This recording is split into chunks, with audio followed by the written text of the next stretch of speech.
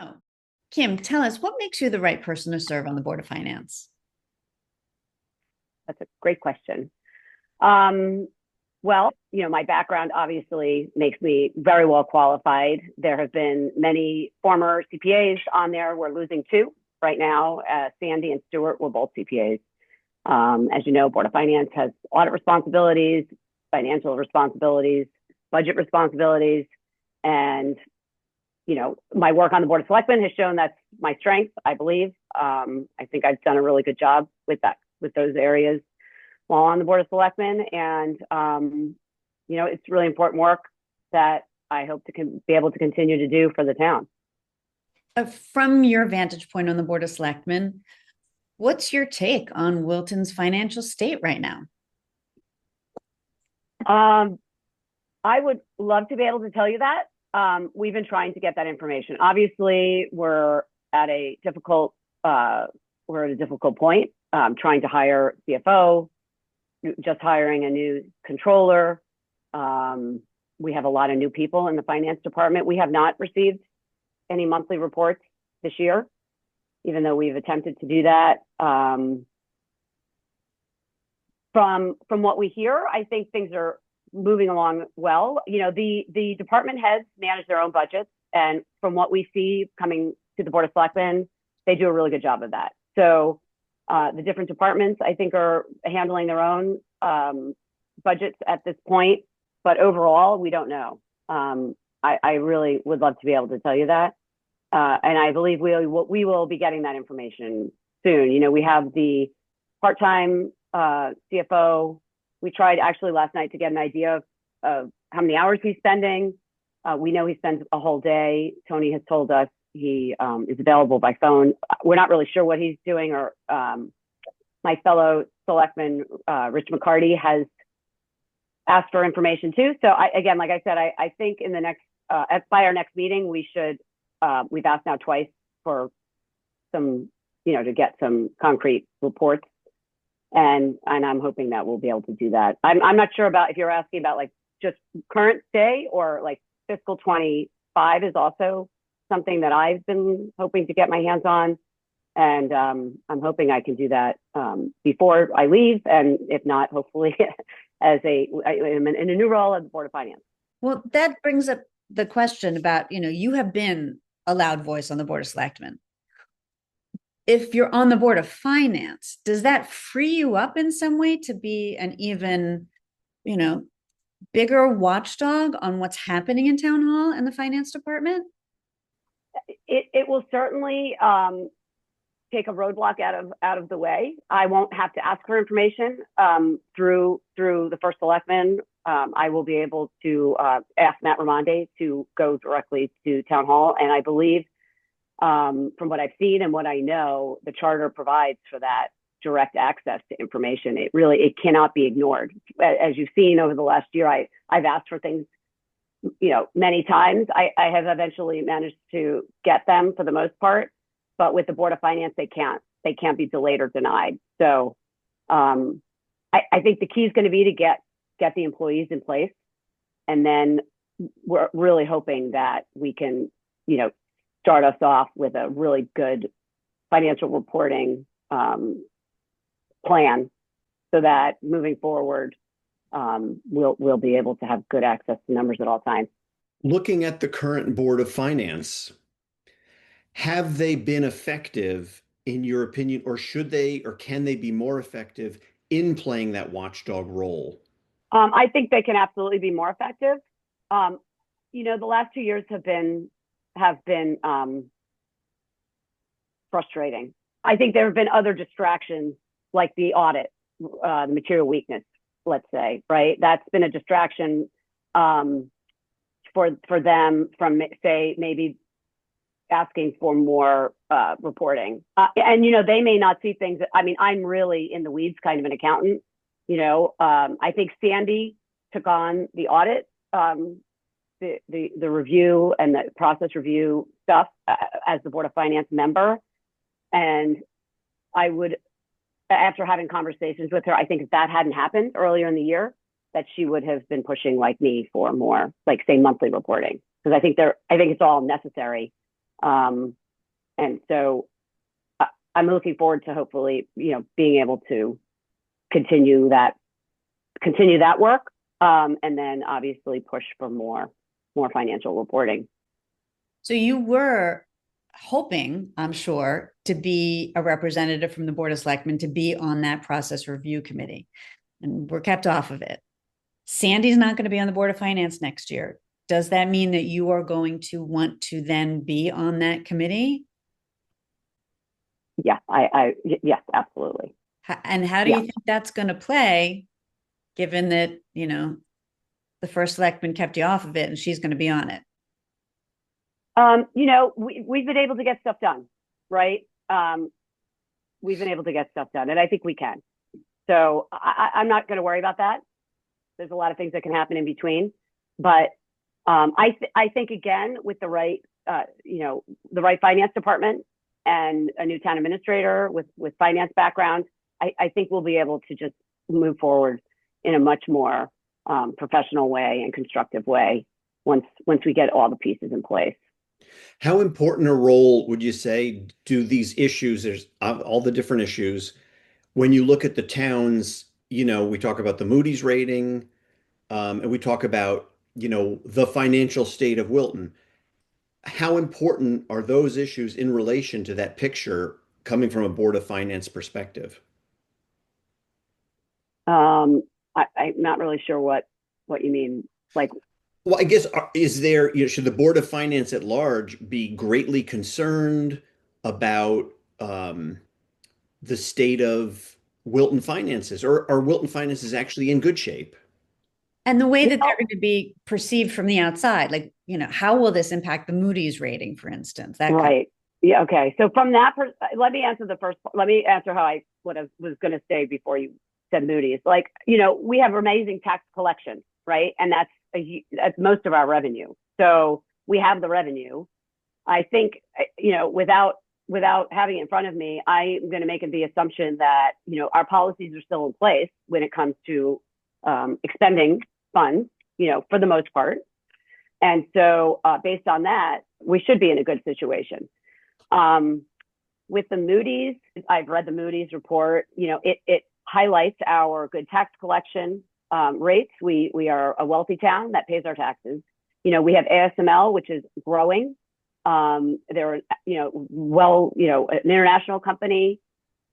We have really good, reserves, and we have good policies in place. So we should be okay.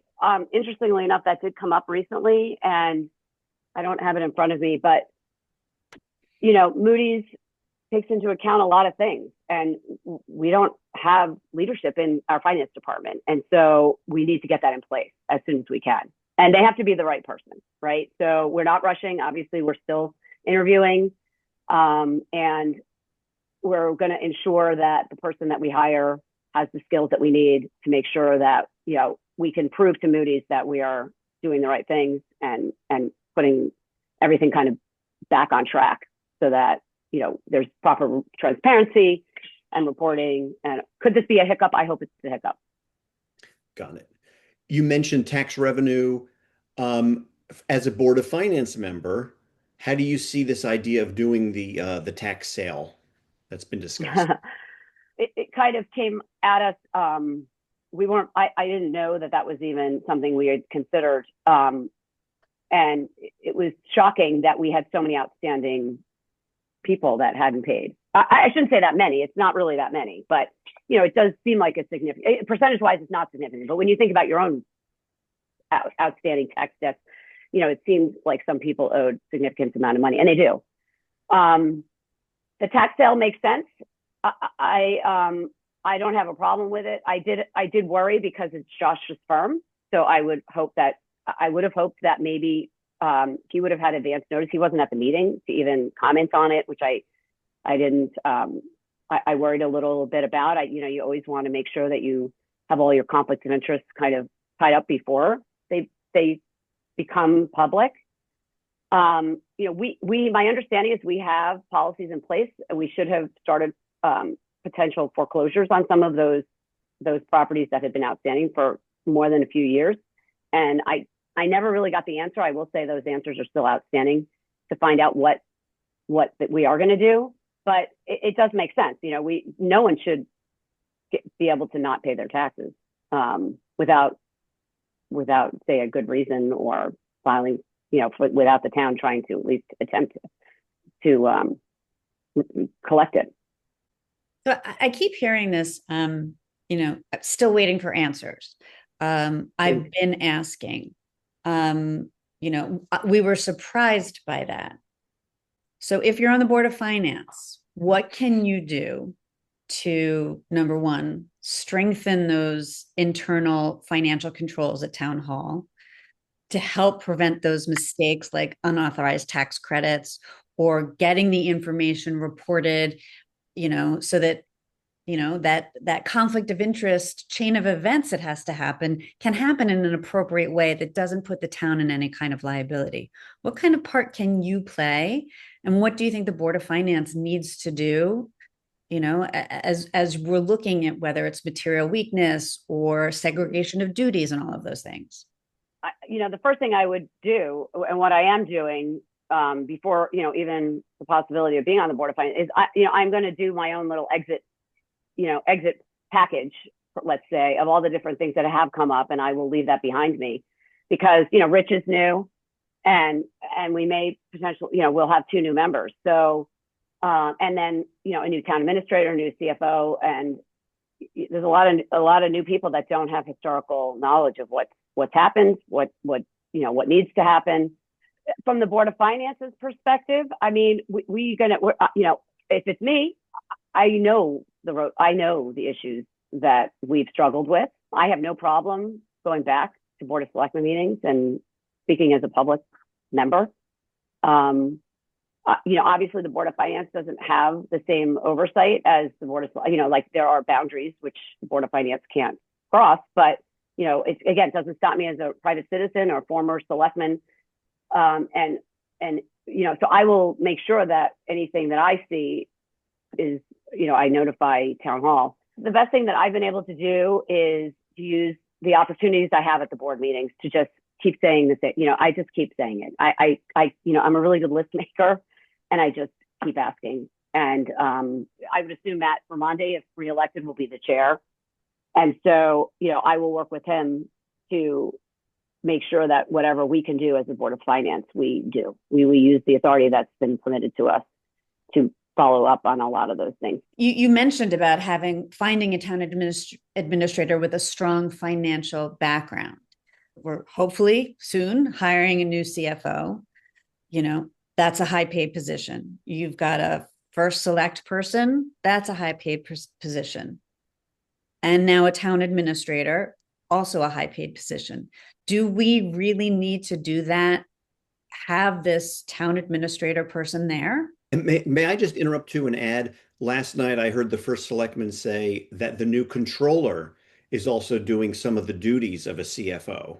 So this is what I typically do when I have those same questions, right? And I had a feeling this would be a question. It's a question I ask myself a lot. I'm on both committees, right? So I pulled up this lovely report that we were provided with back a few years ago, and it talked about why we need to hire a town administrator and the reasons for it. And, I'll be brief, but, basically it was to ease with the transition. It was to allow, at the time, there was a lot of state stuff coming down. It was like, state mandates, state regionalization of different services and whatnot.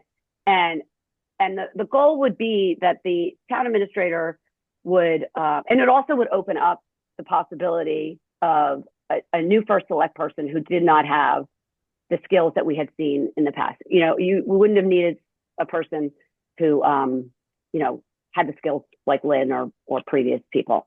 So, I mean, that was the goal. If you had asked me, I don't think it went well, right? I think if we really took the time to think about it, the transition was difficult. When we interview the new town administrators, we kind of know the things that we expected to happen. And so now we're asking them to make sure that these things are part of their job, as well as Matt Knickerbocker, and you reported on this, literally adding all the finance stuff to the job description because he realizes he didn't have those skills, and that person really should have it. What the town needs is that COO. I see it though as a COO/CFO. When I researched all the other town administrators in the area, most had been former finance directors or CFOs. So they're almost like CFOs that needed a place to go, so they've given them more management responsibilities. In my mind, if we hired a really, really strong town administrator / financial person with lots of finance background, we could then hire a finance director and have a controller. And that's how I would have hoped that we would have moved forward. The problem is both jobs became available at the exact same time, and it's made it really difficult to do that whole negotiation because we're really missing that big finance piece that we don't have. And so again, Matt Knickerbocker's admitted it, and we have no CFO. So right now, I would say we still do need a town administrator, but that person, in my mind, has got to have that finance piece. But because we're trying to hire both at the same time, it's become quite challenging. For me, finances are, the majority of what makes town hall work. Obviously, you have the management side of all of it, but without good financial stability and responsibility, it's kind of hard to do anything.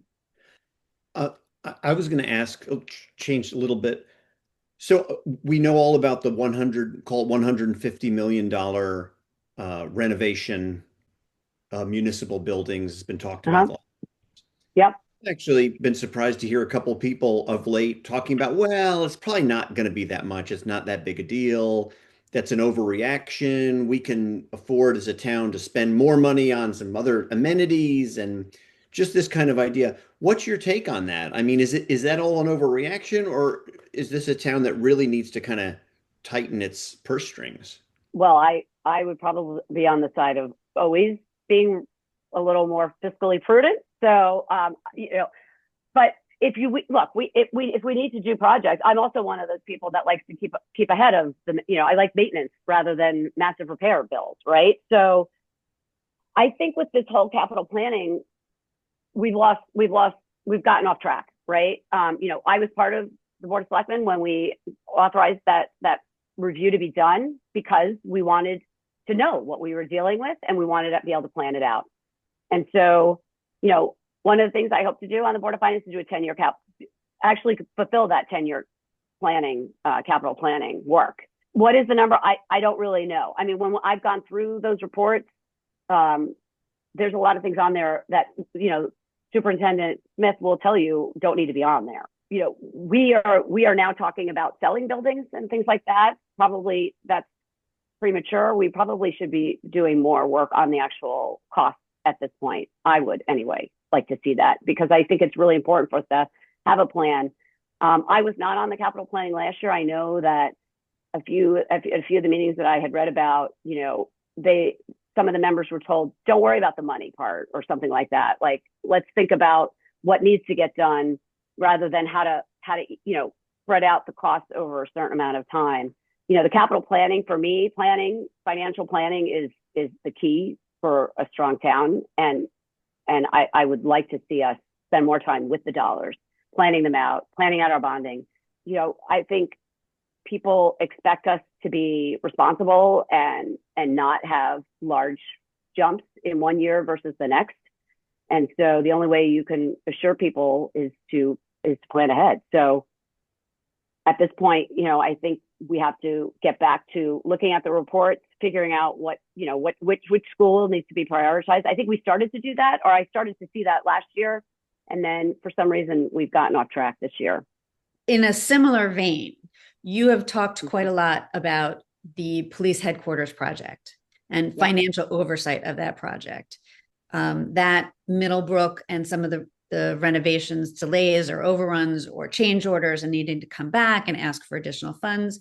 So if you're on the Board of Finance, what's your role going to be in keeping track of the bonding projects? I mean, you talk about on the Board of Selectmen, you've asked for things and haven't gotten them.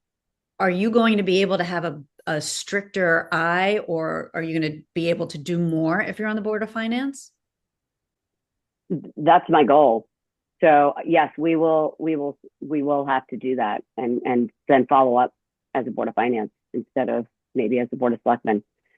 But I have faith that the Board of Selectmen, when I'm not there, will hopefully follow in my lead in asking those questions, right? From some people's perspective might seem like I'm difficult or I ask, why do I have to ask so many questions? I mean, I hear that from people that would rather have nice, quiet town or whatever. But a lot of times I'll say to these people or even to the selectmen, like, I'm trying to leave you like an idea of how I go about thinking about things or how I look at them. So, and if not, there's still a 6-member Board of Finance that can do that. And again, I think it's going to come back to, we hire the right people that work in the finance department. And I think things will move much quicker.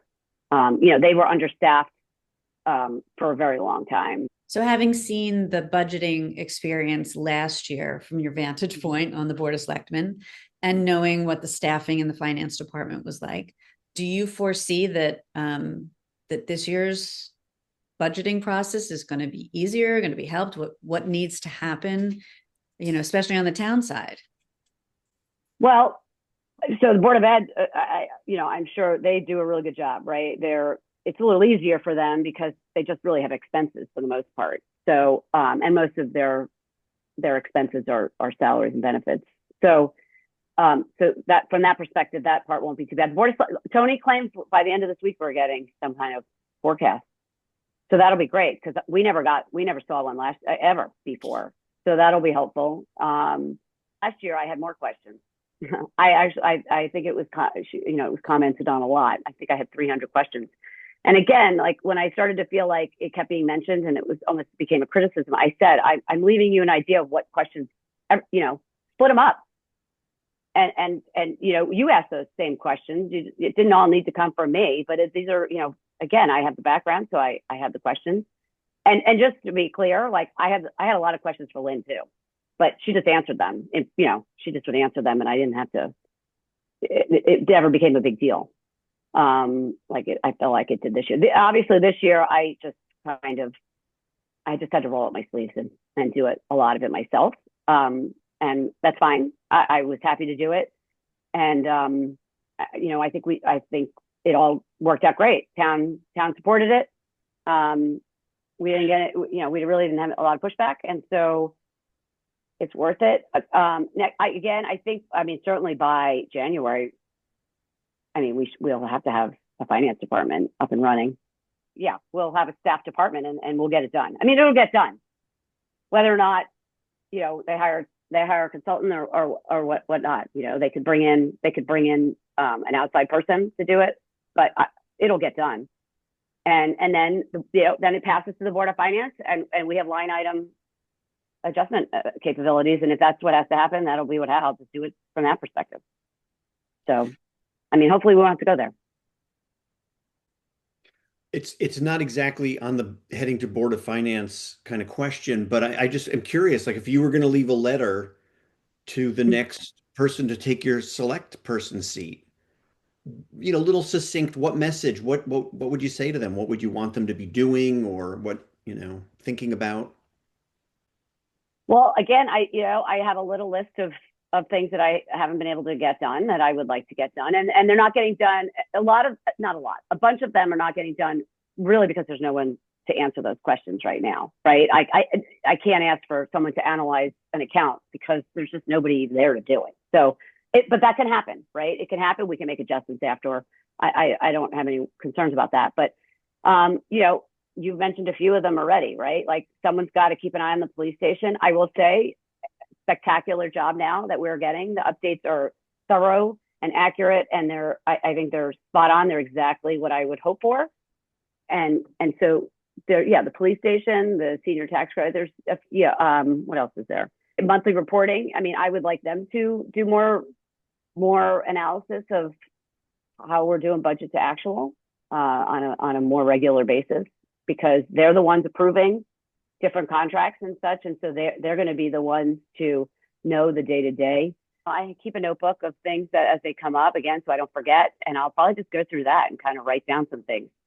The implementation of some of the recommendations that I made on the tax assessing collecting, I'm hoping with the new, I won't be there to kind of or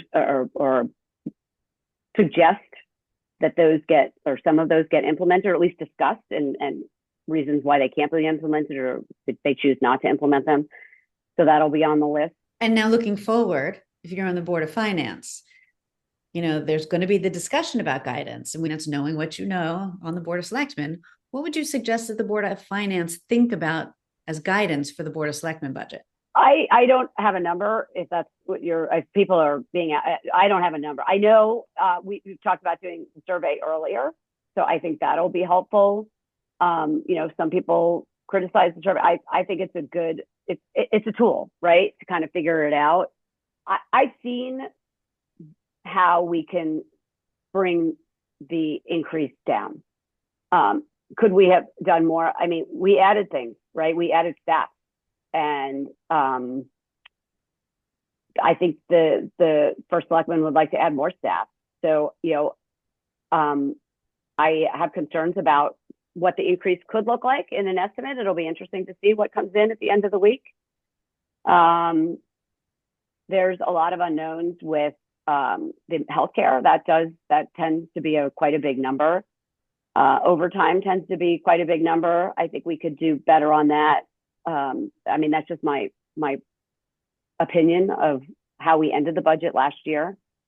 I do worry we reduced the operating capital a lot, and we're going to have to make that up somehow. So guidance is going to be, whatever it is, it's going to be tight. It's going to be hard for the Board of Selectmen this year. So I don't think anything is impossible. I'm from New York, and there are certain places where I think New York State as a whole has a 2% tax cap, and you have to work within that. And, you can do it if you have to do it. So I think it's all going to depend on how the grand list growth numbers come in. Some of the other estimates that I haven't seen yet, and we'll have to take it from there. From a Board of Finance standpoint, the Board of Ed seems to get a pass, or seems to have gotten a pass a little bit. It's just assumed and expected that 3%, 4% increase. You guys are so wonderful. Couldn't they have larger class sizes, maybe a few less of this and that, and we'll still be, be number 2 in the country, and we'll save a couple $1 million. I have made a huge effort to not, because we do not get involved with the Board of Ed. I've really made an effort not to think about them too much. As an observer over the years, the relationship now with the Board of Ed is so much better than it ever was, right? So I know that Tony and Matt Ramonde and Ruth meet on a monthly basis. They work collaboratively on different things, and I feel like the public has more information. They've been pretty good about giving out a lot of information in advance. I think it is a concern. They're what, 2 times larger than the Board of Selectmen budget, maybe 3 times larger than the Board of Selectmen budget, and so that they really they're really the area where what swings the mill rate. So again, I think it's going to come down to where the grand list growth comes out, and where the Board of Selectmen comes out, and then obviously debt service, and then maybe that conversation needs to happen. So I'm not sure if I don't think they've come out with any of their estimates at this point. So maybe they'll just have a great year and come in at 2% or something. I don't know. I want to go back to talk about the Ambler Farm lease negotiations. And there's this sort of emotional side of the discussion of Ambler Farm and how important it is. And then there's the financial side that the Board of Finance brought in and addressed and asked the Board of Selectmen to address with some of the financial parts of the lease negotiation. How do you think that has gone? And, I know some of it you can't talk about given what's happening with the negotiations. but how has it impacted negatively, positively, the relationship with Friends of Ambler Farm? How, do you think that the Board of Finance handled this in the right way? Well, I think the Board of Finance had every right to comment the way they did. I found their comments helpful in the negotiations. I don't really want to comment on how the breakdown, what I consider to be almost like a breakdown. It went from being private to not private. We were able to do contract negotiations in private, but it somehow became public in the end. We've spent a lot of money on legal costs so far on it. That did not have to happen. The Board of Selectmen, in good faith, are trying to do what's best for the town. At least that's, I can say that for myself. And I see it around the table, of course, but I don't want to speak for anybody else. I think my background gives me a different perspective on things. And I tend to be able to separate out emotional things. Emotions, politics don't come into play when I think about things. We were just discussing something at a meeting recently, and someone said, well, how's that going to play politically? And I just think, well, what does that have to do with this, right? We either do it or we don't. It was able to separate that. And I just looked at this as a lease with a nonprofit. I was able to look at the different reasonings that they provided and make my own determination that actually the way the lease is written, like right now, it won't get them to their goals for different things. I hope that we can rebuild that relationship. I went to Ambler Farm. I still appreciate them. I hope that privately they still respect us and understand that we all bring a different skill set to the board, and we have to make decisions based on our perspectives on things, and that's what makes the board great, right? So you have people that obviously are very attached to the farm, and in my opinion, struggle to separate that feeling from the lease negotiations. Whereas I really do just want the best for everybody with the town and fairness, right? So like I've brought up a few times, like, Town Hall and the Garden Club, and that is some people have difference of opinion whether or not it's the same or not the same, but in my mind it's very similar and should be. Why would you treat one group preferable over another? And so we were almost to the idea that like we should just keep something simple in place for right now, and then once that Raymond Ambler house is built, because that's really where we got stuck, right? It's like, who's going to pay to run that building? That's really where it comes down to, and I think because we don't know what it's going to cost to run the building, it's really hard to generate a lease for even a few years after the fact of when it's going to be built. That who's going to cover the cost, because we have no idea what it's going to cost. It was never the intention to make anyone feel bad or but we have to think about things without emotions. I think we do. One of the discussions that happened on the Board of Finance last year was the discussion around the Board of Finance having its own legal counsel. And I know it was something that the first selectman objected to and didn't want to happen. Do you think that the Board of Finance should have its own legal advice? Should they have their own legal counsel? Probably not. I would have to understand what the reasoning was that they were requesting it. I'm sorry, I can't remember. There were a couple issues. One had to do with, I think, some advice they got about the library board, just discussion about the lease and confidence in the handling of the Ambler lease. So they broached the question on the board, and we're told that in order to do it, it would require a Board of Selectmen approval of any contract. Technically, they could do it, but I think it was just, my sense was just some broad concerns about how they were responding and whether I don't want to use the word trust, but whether the Board of Finance was separate from the town in terms of getting objective opinions is that's sort of my take on it. Well, it probably is not a good thing. It would have to be situational. I can't really give an opinion on that without knowing more. I mean, we don't meet the lawyers enough, I think. We've had to use them a lot. I can tell you, because I see the analysis on a quarterly basis of what we're spending. So we certainly use them a lot, and I would hope that the relationship between them and the Board of Finance is amicable and helpful. It sounds like maybe they weren't getting the information or the opinions that they felt were accurate. I would argue that we probably should be uniform. I think it would be helpful for the town to move forward, and just maybe they can assign somebody different within the firm to us. I'm not sure how that works.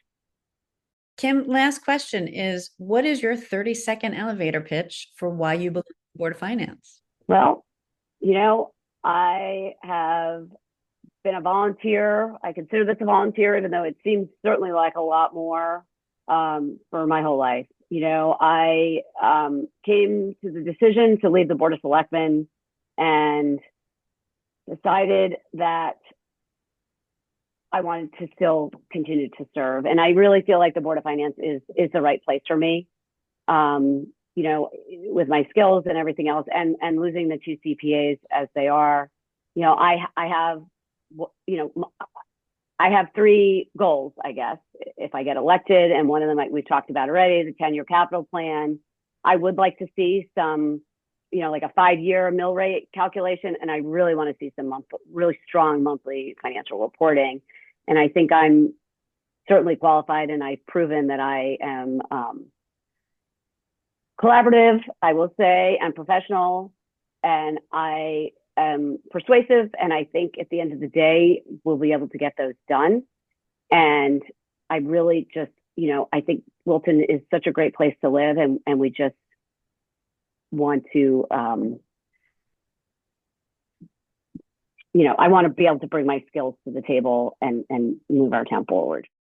All right, Kim, thank you very much. It's good to talk to you. Thank you. All right.